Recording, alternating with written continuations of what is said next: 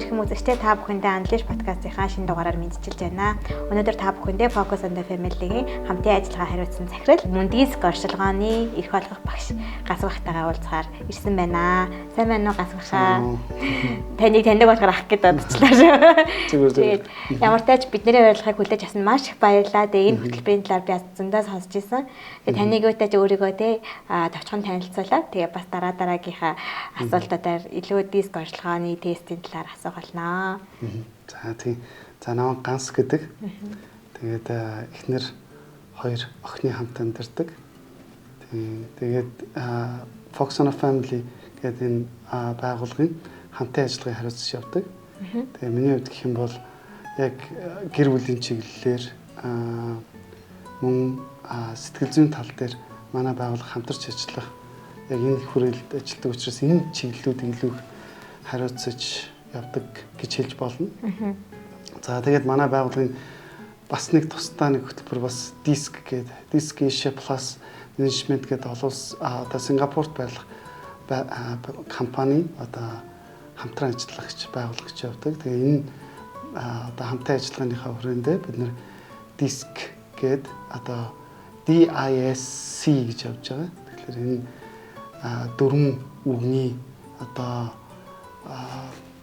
утгаар одоо тухайн хүнийг одоо оншилдог одоо тухайн хэн бэ, ямар давуу талтай, ямар эрсдэлтэй зүйлс байгаа гэдгийг ингэж харах. Тэгээд мөн карьер хөгжил, удирдлага хөгжил, мэргэжил сонголт гэдэг олон тестүүдийг ингэ багцлсан хэлбэрээр явдаг ийм тест байна. Тэгээд энийг бас яг энэ оны эхэнд бас яг одоо сурагч багш нь болсон байгаа. Тэгээд одоогийн хэмжээнд бид нэр 2 дахь удаа хийсэн туудахгүй 3 дахь сургалтыг хийх гэж байгаа юм байна. Товчхон танилцуулгад юм. Сайн DISC гэдэг дөрвөн үгний товчил гэдэг хэлжсэн шүү дээ. Өмнө нь би бас яг энэ тестийг хамт олнороо өгч ирсэн байхгүй юу. Гэтэ тухайд нөгөө гадныхан байгууллагаас тийм Монголд орж ирээсээ монгол хэл дээр хөрвүүлэгдээсэ гэж хүсэж ирсэн.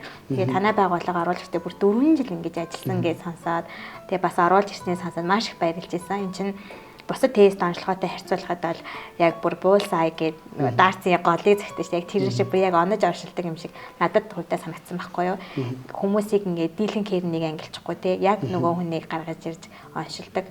Яагаад заавал яг энэ DISC дээр SC дээр тийм ээ яг ингэж ажиллаад бүр 4 жилийг ингэж зориулсан юм би. Яа монголчуудаа нэг та оруулж ирэй гэж бодсон юм бэ?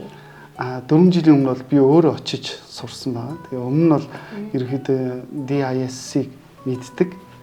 Тэгээд яг Сингапурт очоод тэнд яг энэ сургалтанд суусныхаа дараа ер нь яг энэ хэрэгцээ нийгэм маш их байгаа. Ялангуяа бизнесийн болон ер нь одоо мэргэжил сонголт маш олон талбар дээр яг энэ хэрэгцээ шаардлага маш өндөр болоод тэгээ энэ өндөр болсныхаа хэмжээнд нөгөө удирдагч нар хүмүүсээ таньж мэдэх бас хүн өөрийгөө таньж мэдснээр хамгийн үр бүтээмжтэйгээр хэрхэн ажиллах уу хэрхэн хүмүүстэй холбогдох уу гэдгийг суралцах ийм боломж нэгдэж байгаа учраас нөгөө Сингапурын компани санал болгоод тэгээд хид хэдэн удаагийн одоо би баг энэ сургалтанд өөрөө яг сурагч багш болохын тулд баг 3-аас 4 удаа тэгээд суусан байгаа.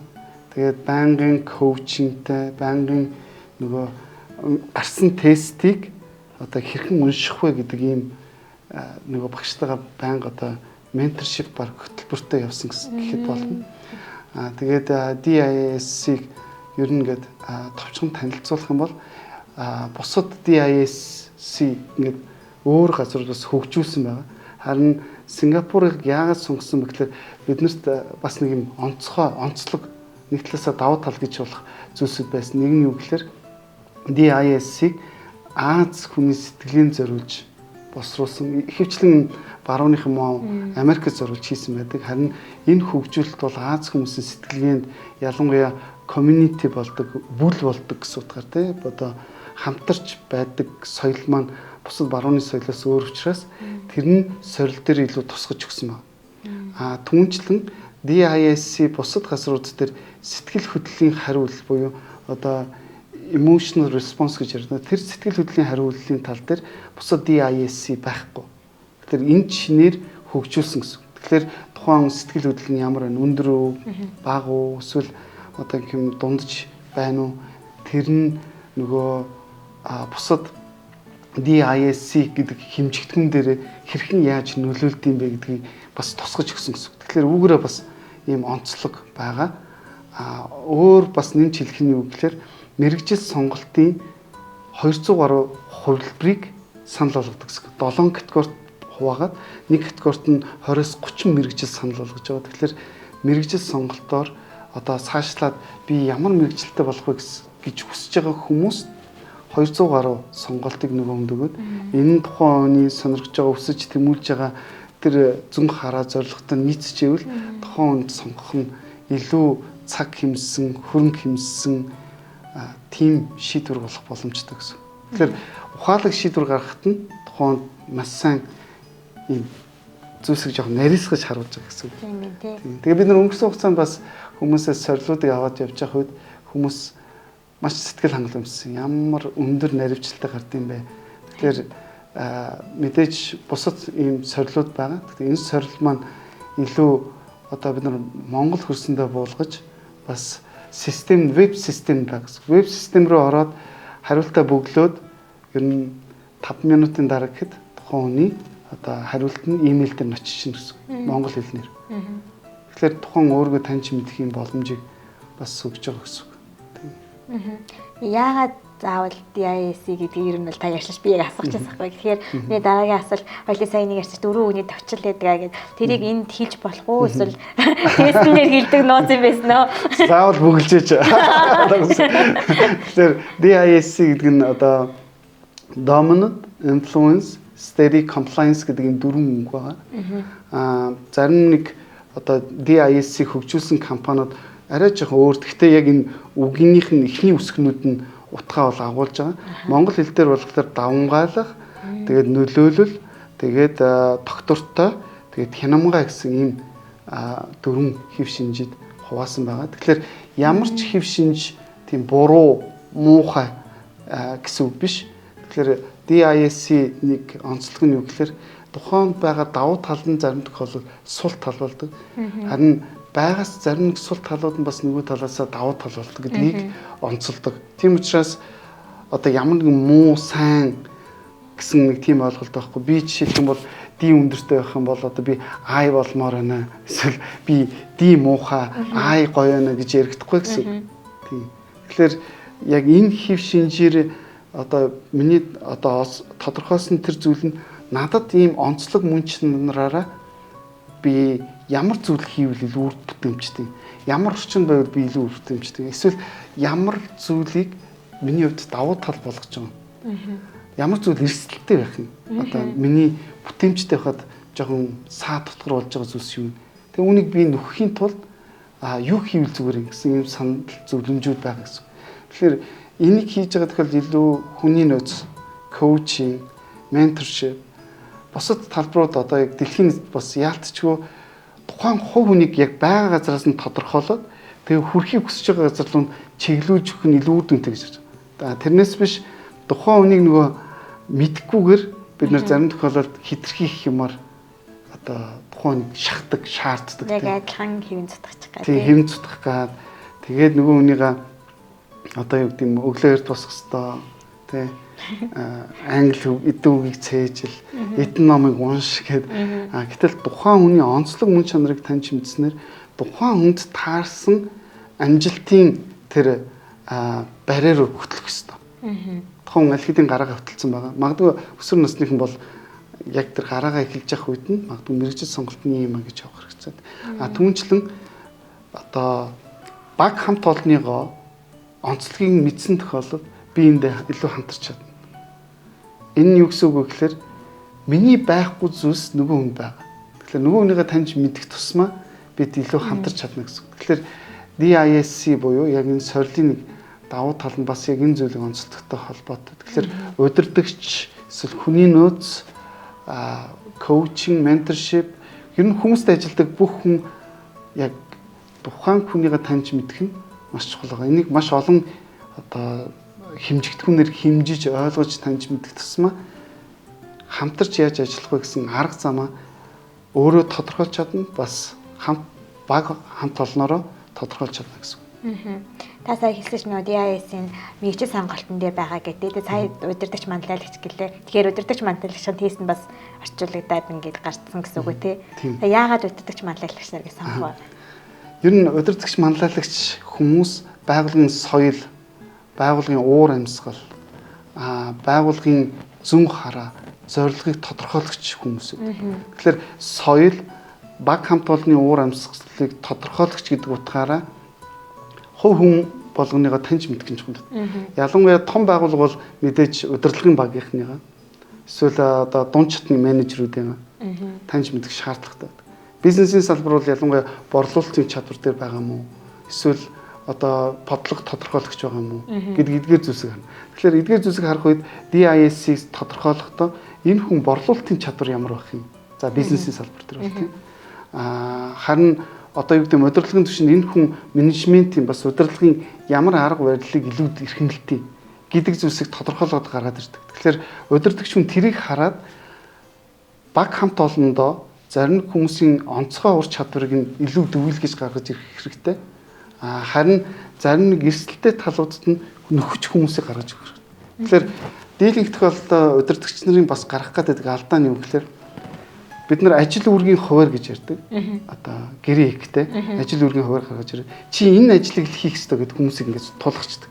Тэгэхээр тэр хүн тэрэнд нь тохирохоор үгүй гэдэг асуудлууд гарч ирдэг. Одоо юу гэдэг юм борлуулалтын ажил хийх одоо тийм ажлын санал магадгүй олон улсад маш сайн сургуулийг төгссөн байж болно. Гэхдээ тэр хүн бусдад харилцдаггүй дотгошоогоо чиглэсэн хүн байж болно, тийм. Тэгэхээр тэр хүн борлуулалтын ажил дээр хичнээн очисон ч гэсэн магадгүй маш сайн мэдлэг боловсролтойсэн ч гэсэн харилцааны хүн биш учраас тэрнээс амархан ядрах, сулдах тийм гарч ирэх боломжтой. Магадгүй тэр хүн борлуулалтын бодлого хариуцсан менежерээр тавиад харин тэр хүний ажилд нь тохирох хууц одоо туслах дэмжих тийм яриа хөрөгтэй хүмүүсийг илүү тавина. Тэр нь магадгүй А өндөртэй хүн гэдэг ч юм. Харин бодлого тодорхойлогч гэдэг утгаараа C ч юм уу C өндөртэй хүн илүү тавих юм магадгүй илүү дүнтэй байх. Гэх мэтлэн тухайн нөхцөл байдалд уян хатан байх. Тэгээд ур чадвар нь нийцсэн хүнийг одоо тохон томилох нь илүү үр дүнтэй. Тийм учраас DISC удирдагч хүний хувьд бол илүү үр дүнтэй гэж харж байгаа. Тийм байна тий. Тэгэхээр хүний нөөцийн одоо ярилцлага авдаг штеп. Тэгээ ярилцлага аваад шууд дүгнээд томилчдаг штеп тий. Ажил үүргийн хуваар гаргаад идэг. Тэгэхээр миний бодлоор зөв сая бодлоо л та хүний нөөцийн академи гэж байдаг штеп. Тэд нартай илүү хамтрах ёстой гэж юу н харж байгаа юу. Өшөө одоо жишээ нь миний бодлоор ихтэй сургуулиудын тий хуваарт нь магадгүй энэ оншилгоог оруулах ч юм уу. Эсвэл 10 жилийнх нь мэргэжил сонголтын дээр энийг хамтрах ч юм уу. Тэгэхээр миний хувьд амар сэтгэл хөдлөд байгаа байхгүй юу? Ийм монгол хэл дээр орсон юм байна. Тэгээ энийг яг ингээд нийгмийн салбар болгон ашиглаж болно гэдгийг хараасаа. Гэхдээ ариун Монголын нийгмийн эдийн засаг дээр тэгж байгаа ажил олгогчид их байна. Ажлын байр их байна. Ажил хайж байгаа хүмүүс нь их байна. Яа энэ хоёр хоорондоо огтлцохгүй байгаа юм бэ гэдэг. Магадгүй энэний хариулт нь энэ орчилгоо болол гэж бодож байна л да. Тэгэхээр ажил мэргэжлийн талаар ярихаас өмнө эхлээд ингээд 10 жилээ төгсөж байгаа хүмүүс сургуулаа яаж их сургуулаа яаж сонгох вэ? Мэргэжлээ яаж сонгох вэ? Тэгээ аав ээж нь нөлөөлөд өгтэй. Чи манай аав ээж удам судрах бүгд дэмжижсэн чи энэ ч л бол эсвэл одоо юу гэдэг нь энэ л мэргэжил зах зээл дээр байна. Одоо юу гэдэг нь энэ ч бол эсвэл хуульч бол тийм энэ өндөр цалинтай байна гэж хараад. Гэтэл яг тухайн хүний онцлогийг таньж мэдгүйгээс бол ингээд эцэг эхүүд нь өөрсдийнхөө хүссэн мэргэжлийг л ингээд шахаад байдаг. Хүүхэд өөргөө мэдгүй бас ингээд тулгамддаг. Яг гэвэл өсвөр насны дээр нөгөө хүүхэд маань яах вэ? Ямар мэргэжилтэй болох вэ гэх ингээд тулгамдсан байдаг. Тэгэхээр бид нэг ингээд судалгаагаар харж байсан л да. Бараг 50-аас дээш хувийн одоо хүмүүс миний санахын 60 гаруй хувь нь мэргэжлээ сонгочоод тэгээд сургуулаа төгсчээд тэгээд дараа нь сургуулаа авчирдаг. Надад ерөөс энэ мэргэжил таалагдахгүй би яг миний хүссэн мэргэжил бишээ гэж. Хэрвээ энэ зүйлийг бүр өөрчлөлт өмнө өөрийгөө анзаараад тодорхойлоод мэдчихсэн аав ээж нь нээлттэй байсан бол магадгүй цаг хугацаа. Тэгээд 4 жилийн цаг хугацаа тэгээд санхүү мөнгө санхүүгээ химнэх юм боломжтой. Тэгэхээр сэтгэл зүйн Тэгэхээр өөрөө нэг дуртай мэргэжлээ сонгох боломж байгаасаар тал тийм байхгүй өнгөрчдөг. Хоёрт нь одоо өөрөөр ингээ давуу тал сул эрсдэлтэй талууд ингээ анзааралгүйгээр ингээд хит явчихсныхаа дараа сэтгэл дундуур гэдэг. Яа би энэ мэргэжлийг солих уу яах уу? Зарим тохиолдолд ажил үүргийн хуваар дээр ингээд зохицохгүй байх ч юм уу. Тэгэхээр уул нь бол хүний нөөц ч юм уу яг энэ хэсгээр бас илүү сайн ажиллах хэрэгтэй гэж боддог. Тэгээд би өөрөө сургууль сурах гэж байхад манай сургууль Сингапурт сурж явах үед эхлээд орох үед сорил аваад тест аваад тэгээд төгсөж явах үед тест авчихсан. Тэгээд зарим одоо олон улсын байгууллагууд ч гэсэн тийм сорил авдаг. Тухайн үед бид нар ийм сорил авч байгаа маа танд ийм давуу тал бас би болон та өөрийнхөө хариуг бас авна гэд. Тэгээд хүний нөөцөнд тэгж хамтарч ажилладаг. Тэгээд авсныхаа дараа нөгөө хүн өөрийнхөө хүсэл мөрөөдөл зорилго бүх юм хуваалцсны одоо ярилцлаганд орсныхаа дараа эцлээд сорил аваад тэгээд тухайн сорил дундаас сонгон шалгаруулалт хийдэг. Энэ нь илүү үр дүнтэй байх. Тэгэхээр хүний нөөц бас яг тэгж маягаар энэ сорилыг бас ашиглах тохиолдол байдаг л та. DISC буюу DISC гэж бидний нэрлэж заншсан сорил маань 1928 онд William Moulton Marston гэдэг хүн анх одоо Харвардын сургуулийн профессор байсан. Тэгээд тухайн хүн одоо энгийн хүний сэтгэл хөдлөлгээд ном бичсэн байна. Тэгээд дараад нь одоо The Lie Detector гэдэг нэг юм одоо худлыг шалгах гэдэг ийм ном бичсэн. Тэгээ энэ хүний бичсэн энэ дөрвөн DISC гэдэг энэ одоо нэр томьёоноос одоо үүдэлтэйгээр одоо диск юм хөгжил явсан. Тэгээд энэ маш олон одоо компаниуд ч юм уу хувь хүмүүс яг энэ одоо хэв шинжийг судлаад, суралцаад, энийгээ цаашлаад хөгжүүлээд тэгээд өнөөг хүртэл энэ маш олон нийтэд танигдсан ийм сорил тест болсон байна. Тэгэхээр энэ сорилын түрүүн хуваалцсан давуу талуудаас гадна хувь хүн өөрийгөө таньж мэдэх нь аюул чухал гэдэг. Бид нар ихэвчлэн нөгөө өөрийгөө таньж мэдгүй л ерөөсөө энэ бусад одоо хүмүүсийг хараад өөрт байхгүй зан чанар бусад хүмүүст хараад би нэг юм болчихсон. Би нэг инфлюенсер шиг хүн болчихсон. Эсвэл би энэ алдартай хүн шиг болчихсон гэсэн хүсэл мөрөөдөл нь хүмүүсийг маш тийм сэтгэл дундуур болгох юм шиг санагдав. Тэгэхээр энэ сорилыг өөрийгөө таньж мэдсэнээр илүү хүн өөрөөр одоо нэг талаасаа бахархах. Нөгөө талаас тухайн хүнд өөрчлөгдөжгүй тийм одоо хүчин зүйлсүүд байгаа. Тэгэхээр тэр хүчин зүйлсийг одоо зарим тохиолдолд өөрчлөх гэж бид нар маш их цаг хугацаа алддаг, маш их хичээл зүтгэл чармаалт гаргадаг. Баахан сургалтанд хамрагдал тий. Тэгэхээр зарим нэг зүйлс дээр бид өөрсдөө нэг хүлээн зөвшөөрөх хэрэгтэй. Тийм ээ. Тэгээ би яг энэ хэсгээр өөрчлөгдөжгүй юм байна. Тэгэхээр өөрийгөө хүн ойлгож мэдээд, таньж мэдээд хүлээн зөвшөөрсөн тохиолдолд магадгүй өөрчлөлт эхлэх боломжтой болно тий. Тэгэхээр тэр утгаараа диск сорилыг илүү харах юм бол бусад хүмүүст илүү урам зориг өгөх юм болов уу гэж би боддог. Та дөрөв тесттэй онцлогоогоо ярьж байхдаа аюул тэгсэн чинь давуу тал гэснээр сул талыг юу гэж хэлсэн. Эрсдэлтэй тал гэдэг энэ надад аюул зөв нэр юм шиг санагдлаа. Миний бодлоор хүн нэг тийм сайн муу гэдэг хоёроос бүртгэхээс илүүтэй давуу тал сул тал гэхээс илүүтэй давуу тал тэгээ бас эрсдэлтэй тал буюу тэрнийгээ давуу тал болохгүй сул тал болохгүй гэдэг юм нэг зааг дээр байдаг юм шиг. Тэгэхээр диск хөтөлбөр нь одоо онцлогоо нь өөрөө тэр сул тал болохгүй, эрсдэлтэй байлгаад эрсдэлтэй дээрээсээ давуу тал болохгүй гэдэг рүү чиглүүлд юм байна гэж би хаалаа. Яг. Тэгэхээр яг ийм байхгүй. Одоо би ингээ бодоход миний зарим тохиолдолд одоо эрсдэлтэй тал гэж нэрлэж байгаа зүйлс бусад хүмүүстэй хамтраад нөлөөлдөг. Тийм. Миний хийж чадахгүй зүйлсийг хараад нэг одоо хамтрагч маань намайг нөхөж өгдөг. Тэгэх тусмаа бид нэр хамтын ажиллагааг илүү ярих боломжтой гэсэн. Тэгэхээр яалтчгүй одоо яг саяхтай санал нэг байна л да. Яг бид нар сул тал гэж нэрлэдэг. Би тэгтээ нөгөө ярианыхаа улмаас зарим тохиол сул тал гэж гэдэг тийм. Гэхдээ яг энэ хичээл дээр холбоотой ашиглагдаж байгаа үг бол эрсдэлтэй тал гэж явж байгаа. Тэгээд энэ зүгээр сонсож байгаа хүндээ ч гэсэн айгүй гоё өөр шимөх юм шиг санагдлаа. Тэгэхээр таны сул тал бол сул тал биш юм байна. Эрсдэлтэй тал юм байна. Тэгээ энэ эрсдэлтэй талаа давуу тал болгоход диск онцлогоо маань туслах юм биш үү? Та түрүүнд нэг ер нь бол онцлогоо мад хүн амьтан сонсоод юу гэж бодоход энэ зурцчилгаа биш байгаа. Энэ Focus on the Family гэдэг энэ байгууллагын өөрийнх нь нийгмийн талбар бүрлөөр хандж байгаа оюутан залуустай боловсруулалтаар хандж байна. Мэргэжил сонголтын дээр нь тусалж байна. Удирдагч ба манлайлагч нарт хамтын ажиллагаан дээр нь тусалж байна. Тэгэхээр нийгмийн хүрээл болгоно лөө чиглэж байгаа юм шиг. Тэгээд танай байгуулалт маш их баярлалаа энэ онцлогоог оруулж ирж байгаа. Тэгээд бас энэ хөтөлбөр нь өөрөө онцлог гарч ирэхдээ номоос дамжиж гарсан биз дээ. Тэгээд танайхыг бас зөндөө олон номнууд гаргасан юм сонсч ийсэн. Тэгээд бас энэ нэг ном нь байж байгаа. Тэгээд түрүүнд би танаас юу подкаст эхлэхийн өмнө номоо танилцуулж болох уу гэд. Тэгээд ер бас тийм энэ ном маань ч гэсэндээ амжилттай ажиллах нь гэд. Энэ ном маань ч гэсэндээ бас яг хүнийг сайн сайхны төлөө зориулсан юм шиг санагдсан. Яагаад бас энэ ном гарах болсон бэ? Энэ ном юуны тухай вэ? Та танилцуулж болох уу? Тэгэхээр энэ номын нэр бол англи хэлээр The Way We Work буюу одоо хэрхэн ажиллах вэ гэсэн санагтай нэг хэрхэн ажиллах вэ гэхээр яг юм үгнийх нь номных нь утга санаа алдагдах гэдэгс учраас бид нар амжилттай ажиллах нь гэж гаргаж ирсэн. Тэгэхээр энэ номыг маань Америкийн одоо сэтгэл зүйч Cynthia Tobias гэдэг хүн бичсэн.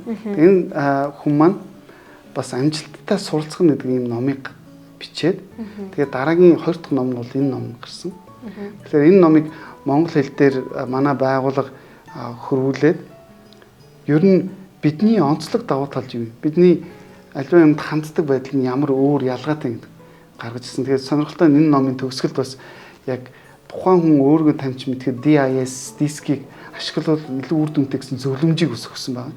Тэгэхээр энэ номон дээр нэг бас сонирхолтой зүйл нь юу гэхээр дийлэнх номнууд бол одоо бичиж байгаа зохиолч нь нэг ертөнцид одоо уншиж байгаа хүнийгээ аваачдаг тийм. Харин энэ номны онцлог нь юу гэхээр өөрийнхөө дотоод ертөнцид өөрийг нь авчдаг гэж хэлж байна. Тэгээ нөгөө би ийм онцлогтой, би ийм ялгаатай юм байна гэд өөрийгөө таньж мэдгэхэд нь тусалдаг тийм ном гэсэн үг. Тэгэхээр энэ ном энгийн 2 ийм нэр томьёог гаргаж ирсэн байгаа. Тэр нь юу гэхээр аналитик, тэгээд глобал гэдэг юм. Тэгэхээр энэ номноос бас өөрийгөө таньж мэдээд таньж мэдэх юм сорилууд бас байгаа. Тэгээд тухайн өөрийгөө таньж мэдснээрээ илүү үр бүтээмжтэй ажиллахад ямар зүйл тухайн анхаарах хэрэгтэй, анзаарах хэрэгтэй, таньж мэдэх хэрэгтэй гэдгийг энэ хүн номд одоо тусгасан байна. Тэгэхээр 118 утас нэмэх юм байна. Нэмэх ном тийм.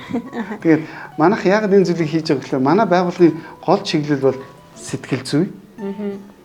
Бид нар энийг хувьчилсан зөвлөгөө, гэр бүлийн зөвлөгөө, осын зөвлөгөө, хүүхдүүд зориулсан зөвлөгөө гэдэг энэ зөвлөгөөг ордог. Хоёр дахь бидний одоо үйл ажиллагааны чиглэл маань одоо ивент хөтөлбөр байгаа.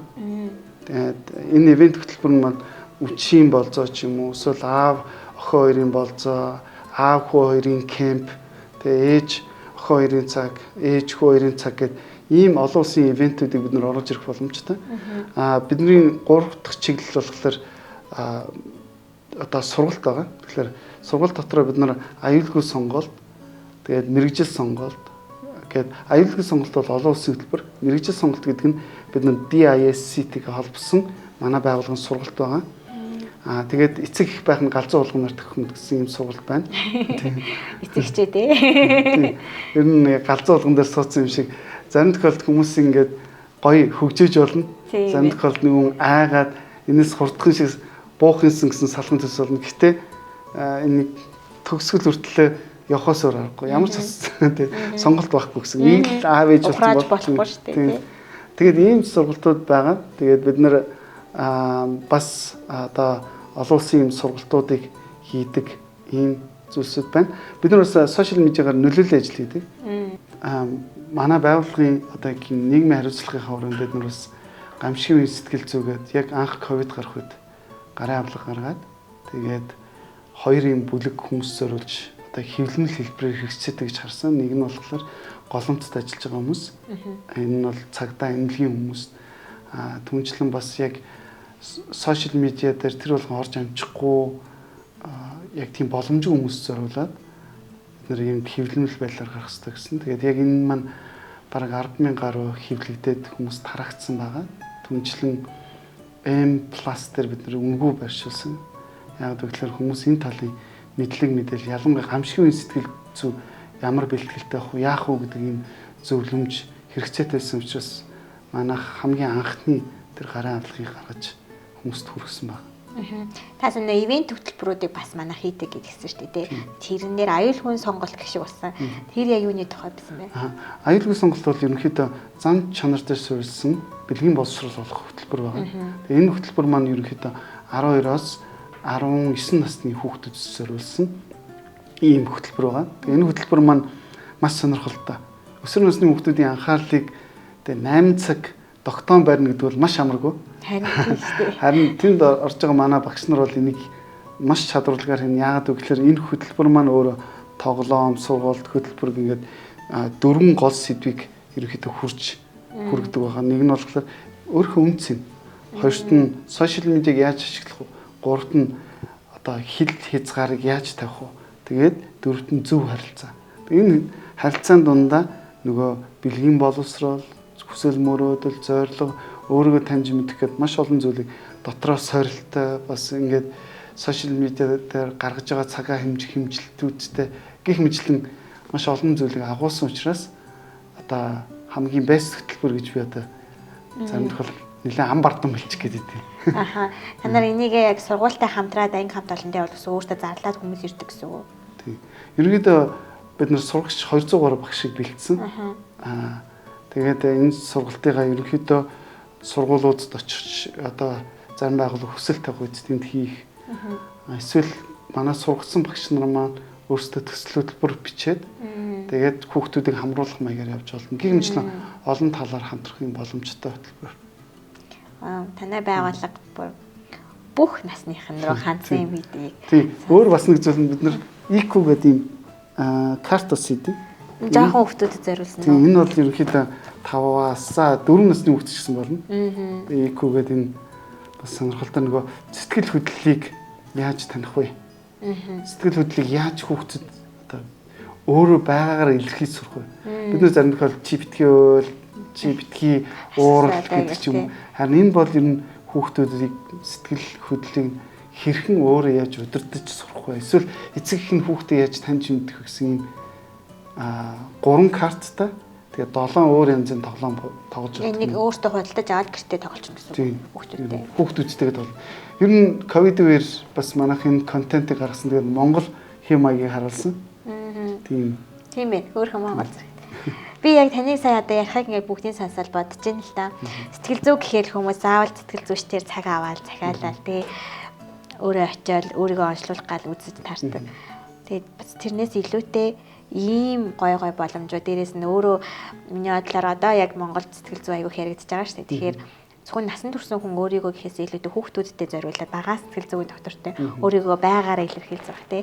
За тэгэнгүүт өсвөр настай оюутан залуу насн дээр очиод өөрийгөө би ийм гэж голохгүйгээр тэрийг яаж буцаагаад эрсдэлтэй талаасаа тий давуу талраас шилжүүлэх үү.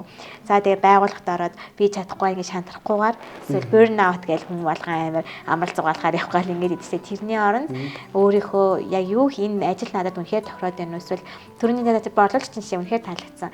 Яг хүнтэй харьцдаг гэхээс илүү бодлогын хариуцдаг хүн байсан бол гэл тий. Жишээ нь тухайн байгууллагатай байж болно. Гэтэ нөгөө үүрэг хариуцлах нь өөр байвал юу тааштай бай тийм ээ. Гэх мэтчлэн яг энэ хүний сэтгэл зүг өөрөө ингэж оншилж болгодог тал руу ингэж хандсан зөндөө юм хийдэм байх. Тэгээд ийм гоё юмаа бидэнтэй хуваалцсанд маш их баярлалаа. Тэгээд үзэгчд маань ч гэсэндээ сонсоод өөртөө ингэ хийж болох алхмуудаа хийгээд энэ онцлогоо тест байна уу? Тест хүүхдүүдэд авчих байна уу? Эсвэл тэр ном унших байна уу? Заавал цаг аваад сэтгэл зүйчдэр очих ганцхан хувилбар байдгүй юм шүү. Олон хувилбар байд юм байна шүү. Тэгээ би танаас сонсоод гэр бүлийнхээ бүх хүнийг эхнээс нь за энийг санал болгохыг яг бодчихлаа. Тэгээ энийг илэн далангүйгээр бас үнтэй зөвлөгөөгөө бидэнтэй гоё өнгөө хуваалцсан маш их танд баярлалаа. За манай байгууллагын талаар мэдээлэл бас хүрэх боломж өгсөн баярлалаа. Бас манай хийж байгаа үйл ажиллагаа бас тодорхой хэмжээгээр таниулах бас тийм цаг байлаа гэж харагдав. Тэгээд зөвхөн DISC ч биш те. Яг олон талын зүйлийг бас мэдээллийг хүргэжлээ гэж бодлоо. Баярлалаа харсанд. Нийгмийн хариуцлагын хүрээнд ийм гоё юм хийж байгаа чинь тэгээ ярилцлаггүй яах вэ? За та бүхэндээ маш их баярлалаа. Дараагийнхаа дугаараар дахин уулзцгаая.